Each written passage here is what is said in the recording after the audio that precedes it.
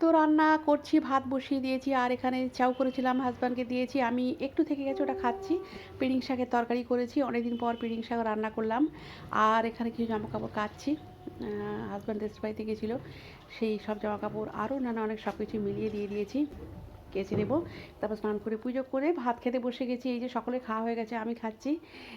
নিয়েছি চিকেন আর ওই যে শসা নিয়েছি, লেবু নিয়েছি, ভাত। কিন্তু ভাত আমি একটু খেতেই পারছিলাম, মানে খেতে পারিনি আর কি। অল্প একটু খেয়েছি, সব ঠান্ডা হয়ে গেছিলো। তাই জন্য একটু পরে পেয়ারা খাচ্ছি, পেটটা তো ভরেনি। আর সন্ধ্যাবেলা খাচ্ছি কাপ নুডলস, ছেলে এনেছে, এই যে স্পাইসি চাঙ্কি চিকেন। তো এটা একটু গরম জল দিয়ে একটু ওয়েট করব, তারপর খাবো। টোটাল 5টা ছেলে এনেছে, আর এখন আমি আর ছেলে দুটো খাচ্ছি। ও রাতে ভাত খাবে না, আরও দুটো খাবে, আর একটা থেকে যাবে, সেটা আমি পরে খাবো। তবে আগামীকাল তো শনিবার, সেটা তো রবিবার খাবো, ঠিক আছে। এই যে গরম জল দিয়ে দিলাম, দিয়ে শনিবার খাবো না, কারণ তো নিরামিষ তো খাই, সেই কারণে। তো গরম জল দিয়ে একটু ওয়েট করব, তারপর খাবো। খুব যে আমার এটা ভালো লাগে তা নয়।